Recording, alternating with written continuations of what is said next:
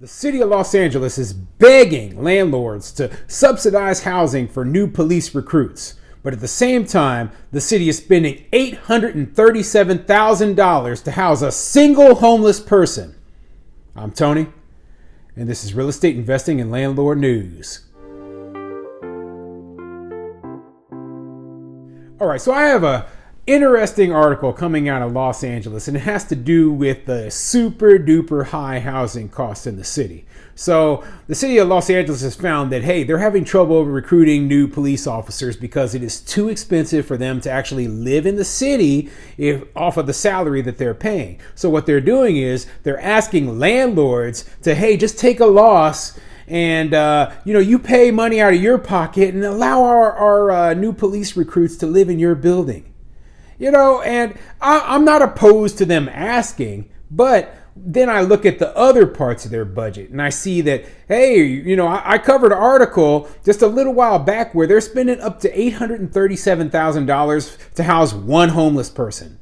Okay, they've budgeted $11 billion towards homelessness, and they got there's no visual of homelessness declining within the city. So why don't they reallocate some of those funds so that they can pay, either pay their police officers more so they can actually afford housing, or pay the landlords the portion of the rent that the police officers can't afford. Okay, that would make sense. But instead, they're doing these boondoggle projects where they're building $837,000 homeless per unit homeless apartments. That's so stupid. Okay, and this is typical bureaucracy. It shouldn't surprise anyone, and it's coming straight out of California. Okay, the place known for having the worst bureaucracy in the entire country. Now, before I get into the article, go ahead, hit the like and subscribe button. Maybe leave a comment down below and let me know what you think. As a landlord, okay, would you personally subsidize your rent so that, a police officer or police recruits would have somewhere less expensive to live?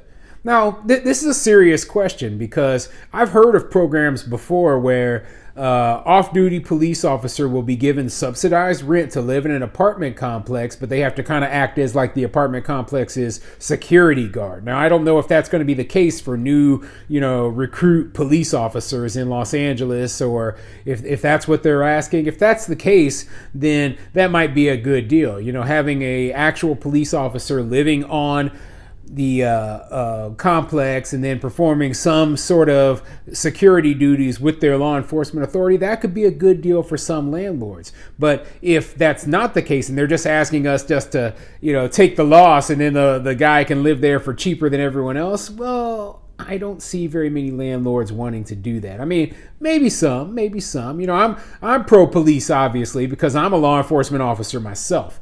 So I understand, hey, we're not the highest paid people, and places like Los Angeles are super expensive. So, if there is an agreement that can be worked out between a landlord and a new police officer, to live there for a subsidized price, then it might be a workable deal. But, I still find it hilarious that they will spend just this huge sum of money on homelessness, and, they don't budget, none of that is going towards the budget for making sure that their own police officers can afford housing. Okay? So, this article is coming from abcnews.com, and it says, LA spending up to wrong article. This article is actually coming from LA Business Journal, and it says, police to ask help from landlords. All right, let's get into it. The Los Angeles Police Department is having such a difficult time attracting recruits that leaders plan to seek help from the business community.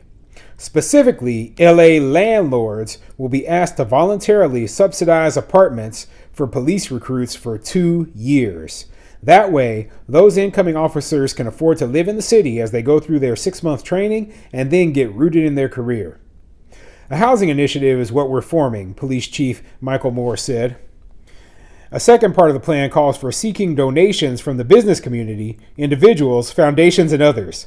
The money would go into a kind of housing trust which would help pay rent for incoming cops. So yeah, they're asking for donations and they're asking for businesses to give their money up to pay for housing for incoming cops. You know, that seems ridiculous from a city who is spending so much money on homelessness, okay? We need police officers to take care of all of our crime problems. So I'm going to kind of cut over to the second article, you know, and it's an older article, so it comes from June of 2021, but it kind of goes over how much they are actually budgeting just towards homelessness alone, right? And I'm just going to read the important part here. And this is from SpectrumNews1.com, and it says, Garcetti signs $11 billion budget with nearly $1 billion for homeless crisis. Mayor Eric Garcetti Wednesday signed the city's $11.2 billion budget for the 2021-2022 fiscal year, which allocates historic spending of nearly $1 billion to combat Los Angeles' homelessness crisis. So $1 billion. Okay, I was wrong earlier when I said 11 billion. That's the entire city budget. But still, $1 billion is a lot of money. So you would think that they would be able to use some funds to actually make sure that the new police recruits can afford housing. Okay, but they're not doing that. No, instead they're begging the local businesses to please donate some money.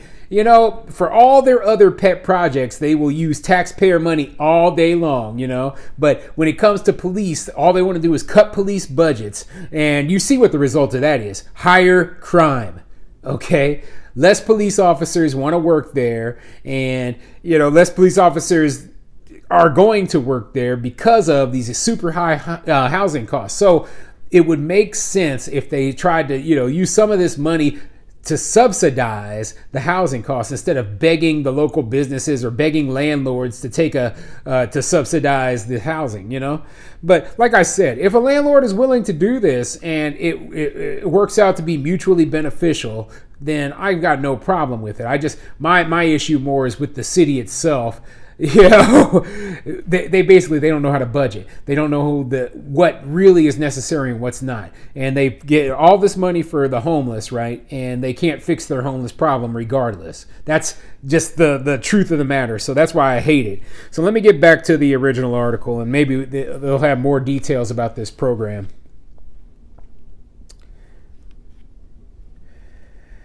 The initiative is still taking shape and details are not worked out. Steve Soberoff, a longtime business and civic leader who has been a police commissioner for 9 years, came up with the idea for the subsidized housing plan. I like to take complicated problems and make them simple, and this is one that jumped out at me. The central problem is that the police department is seeing the roster of sworn officers dwindle alarmingly. In the last fiscal year, the department lost 633 officers, but was able to hire only 75.